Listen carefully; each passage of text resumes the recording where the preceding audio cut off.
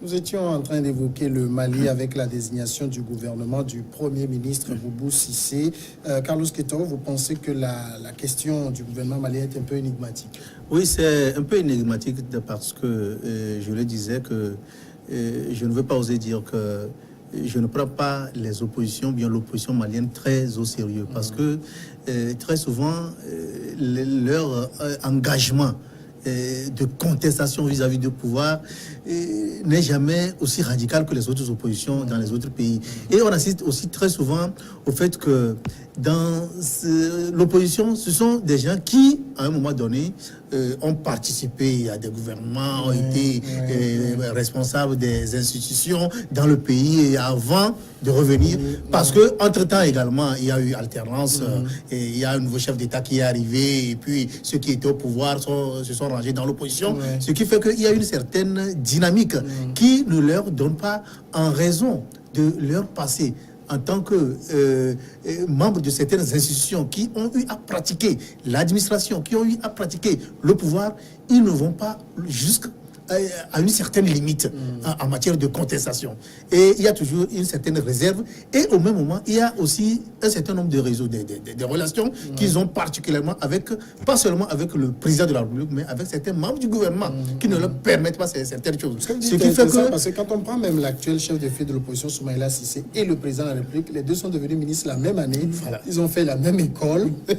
Ils ont évolué ensemble. Ça veut dire que c'est difficile de dépasser un certain nombre de limites quand il veut mobiliser la foule pour attaquer le président, contrairement à certains pays où l'opposition reste dans une logique suicidaire. C'est-à-dire qu'aller jusqu'au bout, parce que d'abord, ils n'ont jamais côtoyé le président, ils n'ont jamais côtoyé l'administration, ils sont restés dans une tendance où ils répondent à un appel du peuple qui dit que voilà, le pouvoir nous asphyxie, le pouvoir nous tue, donc il faut répondre à cela face à un pouvoir qui doit radicalement partir, qui doit radicalement finir parce que nous en avons marre.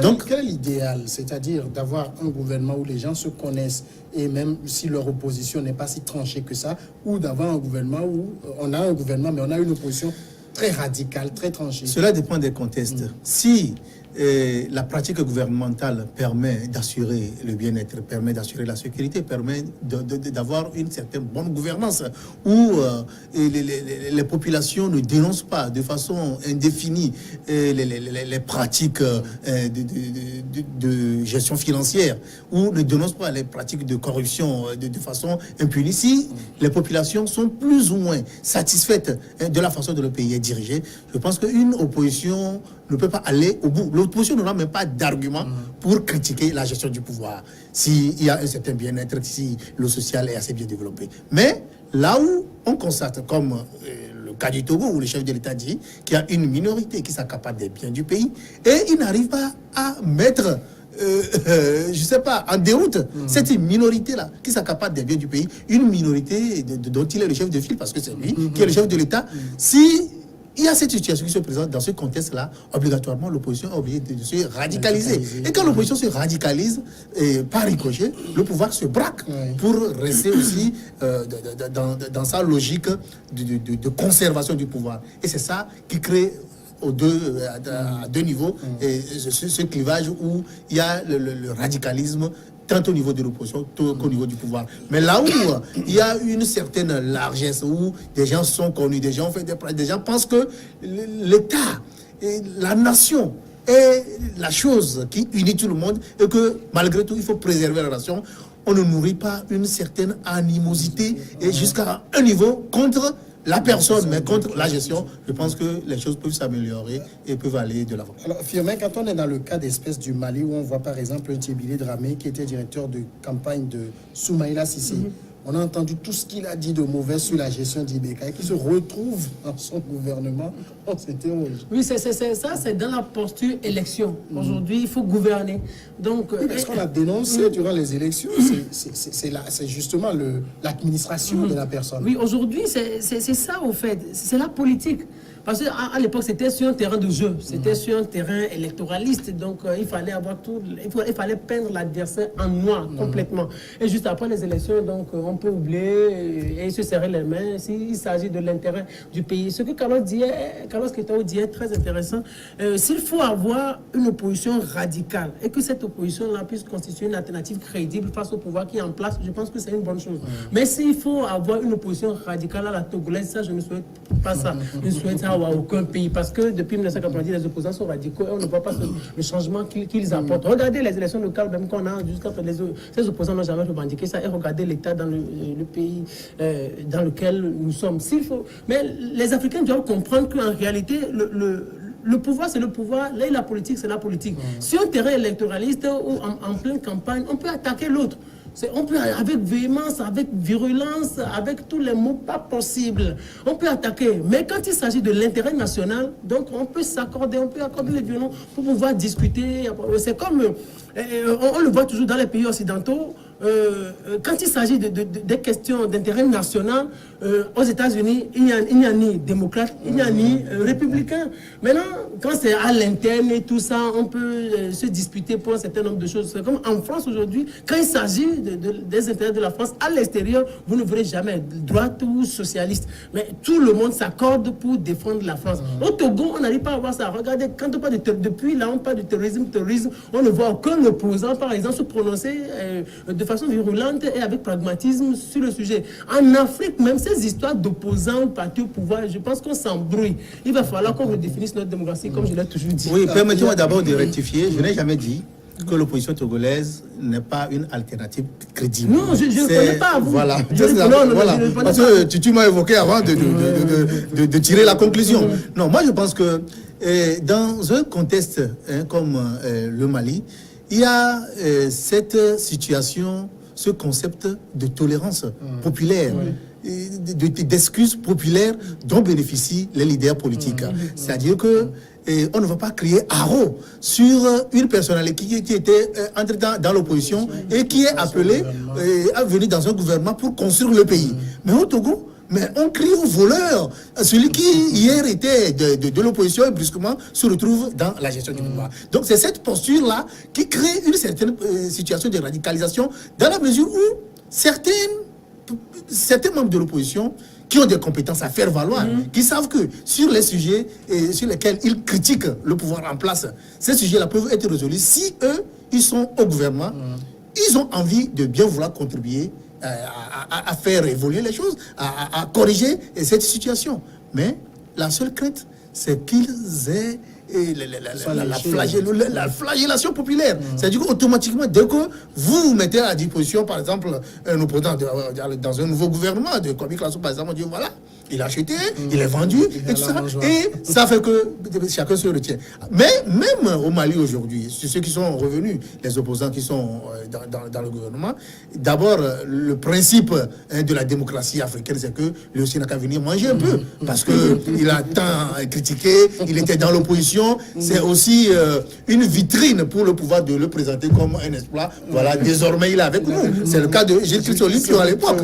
Donc aujourd'hui, il faut dépasser cette posture d'intolérance populaire. Et il faut amener les masses à comprendre que quelqu'un qui s'engage dans une logique à travers avec le gouvernement vient pour apporter sa partition et résoudre les problèmes. Mais aussi, il faudrait que le gouvernement comprenne qu'il faut mettre un certain nombre de moyens, créer des conditions démocratiques et des conditions légales pour que cette personne ne soit pas considérée comme un étranger qui est parmi nous et on ne doit pas lui ouvrir les portes à tous les niveaux. Et je vais donner l'exemple de Léopold Guinévé qui était ministre des Affaires étrangères. Il n'avait pas les mains libres pour nommer le simple directeur de cabinet. Il y a beaucoup de ministres de l'opposition qui étaient au gouvernement à l'époque, mais même Maître Yaovi Agbibo qui était Premier ministre. Il fallait voir comment le monsieur a souffert pour avoir le budget, pour exécuter le budget. Et il y avait des super ministres qui étaient puissants, qui pouvaient remettre en cause les décisions du Premier ministre. Donc, tout ça là, il faudrait que des deux côtés, que ce soit au niveau du pouvoir, que au niveau de l'opposition, qu'on puisse créer des conditions d'une tolérance politique afin de faire évoluer le pays. Non, moi, je crois que le problème, y compris de l'opposition togolaise, c'est qu'on préfère la posture radicale à l'efficacité. Je crois que depuis les années 90, l'opposition togolaise s'est enfermée dans cette posture radicale en présumant ou en prétestant le fait que c'est lorsqu'on est dans cette posture radicale qu'on est populaire. C'est vrai que... Et c'est ça la réalité, malheureusement. À l'époque, ceux qu'on considérait comme les radicaux, ou en tout cas les plus durs envers le régime, c'est eux qui avaient cette popularité, avaient le vent en poupe, notamment ce qu'on appelait les venus de France. Et puis, ça s'est confirmé avec l'audience dont pouvait se prévaloir Gilles Christ Olympio. Sauf que jamais la classe politique ne s'est pas posé la question de savoir entre ce discours radical et cette posture radicale et les gains politiques qu'elle pouvait obtenir en assouplissant ou en adoucissant un peu cette position, quelle était justement la meilleure position. Parce que au bout du compte, même si on prend l'exemple des derniers événements qui ont jalonné la vie politique togolaise avec le PNP, tout ce qu'on a vu comme manifestation, au bout du compte, avec cette posture radicale, au bout du compte, il n'y a eu aucun résultat. Nous, on faisait partie de ceux qui disaient que oui, c'est bien beau, toutes ces positions, etc. Mais en fin de compte, qu'est-ce que vous pouvez brandir comme résultat? Et à la fin, ils ont été bien obligés de reconnaître que en réalité, ils n'ont rien obtenu. C'est eux-mêmes qui l'ont dit. Donc, c'est vrai, populaire, tout ça, mais moi, je pense qu'il appartient aussi aux hommes politiques, parce que c'est pour ça qu'on les appelle leaders, de faire l'éducation de la masse, d'expliquer à la masse que, voilà, c'est vrai, vous pensez que, mais au vu du contexte, au vu d'un certain nombre de considérations, nous, leaders, nous pensons et nous vous proposons ceci, parce qu'au bout, il y aura tel résultat. Je crois qu'on ne peut pas se mettre systématiquement derrière la masse alors qu'on est supposé être des leaders. Les leaders sont devant. C'est ce qui explique ce que Carlos a dit tout à l'heure, que lorsque quelqu'un effectivement se retrouve dans un gouvernement, il est accusé d'aller à la mangeoire, etc. Mais dans d'autres pays, on voit, mais y compris dans les pays occidentaux, où des gens... très crédibles d'ailleurs. Vous parliez tout à l'heure de celui qui a été très féroce avec Ibeka, bien sûr, retrouve au ministre des Affaires étrangères. Vous prenez l'actuel Premier ministre français, c'est l'un de ceux qui ont été les plus durs envers Macron. Je dis, il est son Premier ministre. Je me rappelle aussi de cet ancien socialiste qui s'est retrouvé avec Sarkozy comme ministre, alors que quelques jours avant le début de la campagne de Sarkozy, il avait écrit un brûlot. Non. J'oublie son nom. Il avait écrit un brûlot comme ça contre Sarkozy, disant que c'est un Américain avec un passeport français. Mais il s'est retrouvé dans le gouvernement après. Donc, ici, c'est pas possible. Lorsque vous faites ça, vous êtes fini politiquement.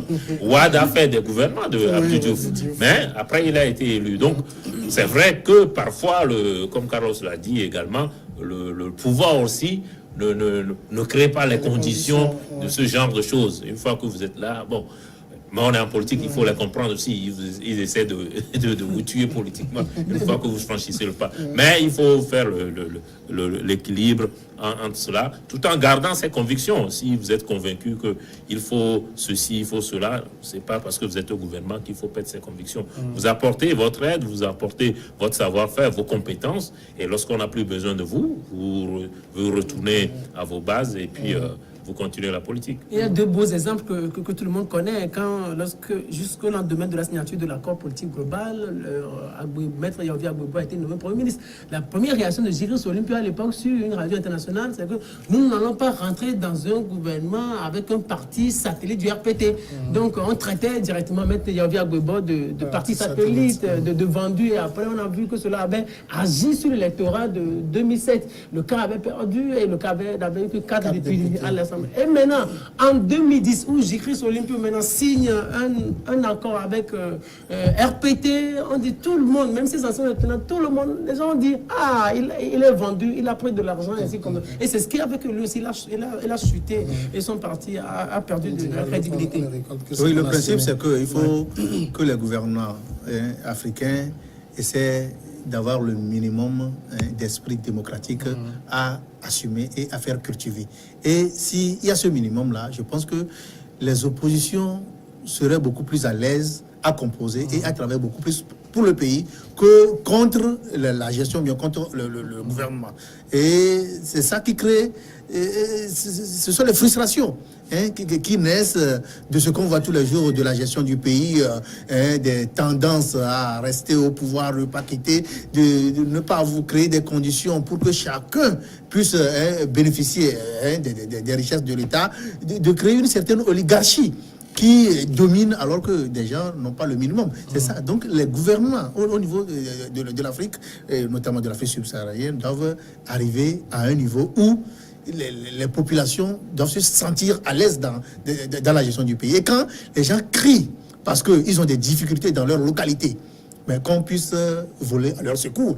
On ne peut pas dire, après plus de 50 ans de règne, qu'on dise qu'à Kara, à côté, le Kara manque de l'eau potable. C'est scandaleux, alors que Kara, c'est le fief même du chef de l'État, du pouvoir en place. Donc c'est assez scandaleux. Donc il faudrait qu'on trouve les solutions à ces petits problèmes. C'est des problèmes banals. Le problème d'eau ne doit pas être un problème à soulever dans une région comme Kara, ou bien des petits problèmes d'électricité. Vous voyez, au Ghana à côté.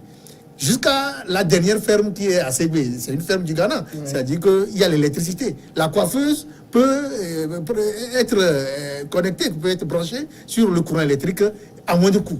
Mais au Togo, nous sommes en pleine villa Lomé où on a encore des toiles d'araignée. C'est vrai qu'il y a une politique d'électrification générale qui est en train d'être menée, mais il faudrait que les populations aient le minimum pour réduire les frustrations, les révoltes des populations contre le système. Un dernier mot sur un aspect, c'est la pléthore, Jean-Paul. 37 ministres, on a l'impression que les pays africains sont... Ça, c'est une pratique bien africaine. Parce qu'il faut satisfaire beaucoup de gens, tout le monde. Il faut satisfaire des clans, la famille, les partis politiques, tous ceux qui ont apporté leur soutien, au risque de créer des frustrations et de se créer des oppositions inutiles. Donc, on tend à satisfaire tout le monde et on grève d'autant le budget de l'État. Donc, il faut qu'on arrive à faire comme des États qui ont le souci de l'économie et qui ont le souci de la modernisation en mettant en place des gouvernements réduits, mais qui bossent. Parce que plus le gouvernement pléthorique, plus on a l'impression qu'on ne fait pas grand-chose. Le second sujet, c'est le Bénin. L'ex-chef d'État Boni Yayi est-il en résidence surveillée en tout cas armée, ainsi que des policiers étaient encore visibles mardi dans les rues de Cotonou, la capitale économique du Bénin, et plus particulièrement aux alentours du domicile de l'ex-président Boni Yayi, épicentre des violences post-électorales de la semaine dernière. Des blindés de l'armée et plusieurs engins de police étaient toujours postés à proximité de la maison dans le quartier du centre-ville de Kadjeon. C'est une situation très difficile à vivre, a confié Armel Zohou, un riverain qui se demande jusqu'à quand cela va durer. C'est difficile de dormir en ayant des armes à son chevet et de se réveiller le matin au milieu de policiers et de militaires armés, se plaint cet employé de banque. Firmin Teko, est-ce que Patrice Talon essaye de séquestrer Yayi Boni? Oui, je voudrais dire quelque chose d'abord avant de répondre à votre question. Les Béninois avaient l'habitude de dire souvent que bon, ce qui arrive au Togolais, là, si c'était nous, ça ne va jamais se passer. Nous, c'est comme ça ici. Non, mais ça leur arrive. Ça leur arrive. Et ce qui est bizarre, même au Togo, on peut applaudir le Togo des deux mains, du moment où le Togo n'a jamais séquestré un ancien chef d'État. On en cherche, même on n'en trouve pas. L'ancien chef d'État qu'on a, il est mort. Donc, vous voyez, Patrice Talon, lui, c'est un homme d'affaires, excusez-moi le terme, c'est-à-dire un politicien moins pragmatique qui manque de finesse dans tout ce qu'il est en train de faire. Aujourd'hui, il se dit, il veut un second mandat. Et il dit, dans une de ces... qu'il veut ce commandant, qu'il le prenne. Rien ne l'empêche d'être candidat. Non, oui, à part la promesse qu'il a faite, théoriquement, rien ne l'empêche. Oui, non, c'est quelqu'un qui a peur, au fait. Oui, c'est quand on a peur qu'on s'agite comme ça. Il a peur et il manque de finesse et il va avec brutalité. Donc, et il pense que c'est comme ça qu'on fait pour sauvegarder le pouvoir, conserver le pouvoir. Même ceux-là qui se sont battus dans les années 60 pour avoir le pouvoir, ils ne s'étaient pas comportés comme ça. Les Olympio, les Nyasengbe, ils ne s'étaient pas comportés comme ça, avec tant de brutalité. Lui, ce qu'il veut, il dit, pour avoir le second mandat, il faut empêcher la compétition. Vous voyez, ça, c'est fort. Il dit, il faut empêcher la compétition. Donc, qu'est-ce qu'il met d'empêcher la compétition? Donc, il faut empêcher que le camp Boni Aïe se présente. Donc, il faut empêcher les opposants, il faut les empêcher de se présenter aux élections. Il sait que les élections qui viennent de remplir avec son parti ou avec des partis qui lui sont, avec des gens qui lui sont favorables, il peut aller loin. Mais il veut moins de contestation pour pouvoir mener un certain nombre de politiques. Mais aussi, il faut savoir que c'est quelqu'un, c'est un économiste. Il veut avoir des résultats brandis. Et il veut moins de contestation dans son pays. Mais je crains qu'il puisse avoir tous les résultats auxquels il espère. Il lui faut aujourd'hui avoir assez de conseils au niveau de ceux-là qui l'ont dévancé, au niveau de Fonya Singbe, au niveau de Christian Kaboré, qui ont déjà fait le pouvoir. Parce que lui, c'est un économiste. Il croit qu'avec l'argent et la force, on peut tout faire. Il peut tout régler. Alors, finalement, est-ce que Jean-Paul, on doit dire que Yahi Boni est en résidence surveillée? En tout cas, de fait, puisque, comme tu l'as soulevé, il y a tout un déploiement de forces de l'ordre militaire autour de sa résidence. Donc, s'il n'est pas en résidence surveillée, à tout le moins, il y a une volonté de l'empêcher de circuler librement et de lui mettre la pression. Patrice Talon, je pense que c'est un homme d'affaires. Et en affaires, on écrase ses concurrents. On ne négocie pas avec ses concurrents. Plutôt, en affaires, chacun essaie de gagner le plus de parts de marché possible. Et si on doit faire des coups bas entre guillemets pour gagner ses parts de marché, on le fait. Je crois qu'il est un peu, je caricature peut-être, mais il est un peu dans cette logique. Les autres leaders politiques, il les voit comme des concurrents. Et il essaie de les écraser, de prendre toute la place. Le confrère Francis Patende disait qu'il considère le Bénin comme une SARL dont il serait l'unique actionnaire. Donc aujourd'hui, comme il se prévaut de la légitimité des urnes, il pense qu'il peut faire toutes les réformes, y compris en n'y mettant pas la manière, y compris en prenant beaucoup de liberté par rapport aux thèses, par rapport aux pratiques démocratiques béninoises, justement, simplement en se prévalant de sa légitimité, des urnes. Mais simplement, ce qu'il faut dire, c'est que les Béninois ont une culture, une pratique démocratique, quoi qu'on en dise, qui date de 90. Et donc, aujourd'hui, il leur est très difficile d'accepter un président avec cette pratique, même si, il faut le reconnaître, il y a un certain nombre de choses qu'il dit ou qu'il fait qui sont plutôt, qui seraient plutôt bénéfiques pour la vie politique béninoise. Moi, je ne suis pas contre le fait qu'il faut trouver les moyens de réduire, qu'il y ait 400 formations politiques dans un pays comme le Bénin. Je pense que c'est beaucoup trop. Qu'il y ait des pratiques qui ne sont pas très orthodoxes en matière de pratiques politiques. Oui, je le comprends aussi, qu'il ait besoin d'assainir l'économie qui tournait autour beaucoup aussi de trafic, de corruption, tout ça.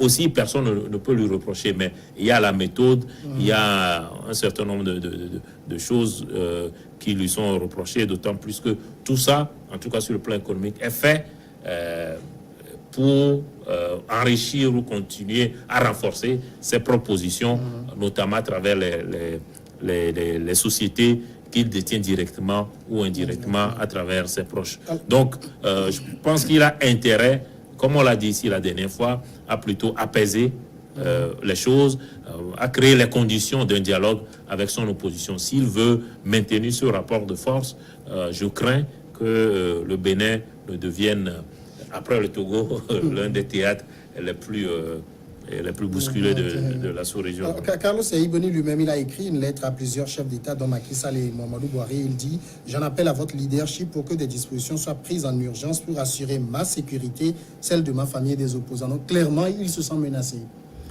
Oui, ils se sentent menacés. Et sur la situation du Bénin, je ne crains pas que Talon aille jusqu'à neutraliser physiquement Yaïboni.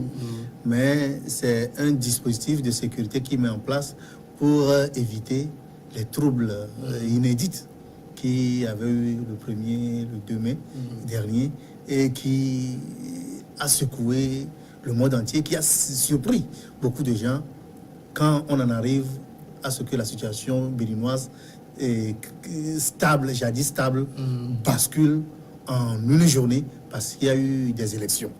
Et bon, quand j'ai regardé un peu sur le net et après des documents d'information, il n'a jamais été dit officiellement que Yaïboni est assigné en résidence surveillée, même si cela lui ressemble.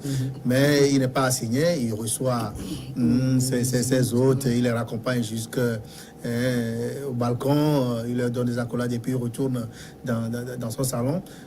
Sûrement que souvent en matière sécuritaire, on dit que c'est pour sa propre sécurité.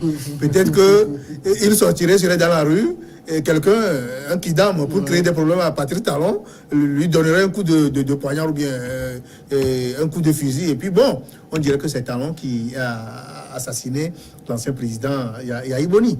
Et aussi, le président Talon, s'il n'est pas proche ou bien il ne s'inspire pas de Trump, il est un peu proche de lui. Parce qu'il prend l'État béninois aujourd'hui comme son entreprise et il se dit de façon mathématique que quand on investit 100 millions et qu'on dit qu'on a 10%, donc on doit avoir les 10 millions de façon automatique. Donc il ne met pas, je ne sais pas, un peu l'irrationnel dans le système de gouvernance. Il se dit, en philosophie, on dit que une histoire dit qu'une femme dit toujours à son mari que tu es trop logique, donc tu ne comprends rien. Donc, Patrice Talon veut être un peu trop logique. Il se dit que c'est la loi qui dit ça, donc nous allons appliquer la loi. C'est la Constitution qui dit ça, donc nous allons l'appliquer. Mais il oublie qu'il a hérité d'un Bénin de consensus. Où on a connu le fameux Triumvirat, où le pays a été dirigé par 3 présidents, où à chaque décision sur l'intérêt de la nation, les 3 se concèdent et prennent une décision. Cela veut dire que le consensus prend un peu le dessus d'un certain nombre de logiques constitutionnelles de la loi et de tout ça là. Il a oublié tous ces aspects. C'est pourquoi il est en train de basculer dangereusement le Bénin dans une situation. On va revenir en seconde partie sur le Bénin. On va aller à la pause tout de suite. On revient après le journal.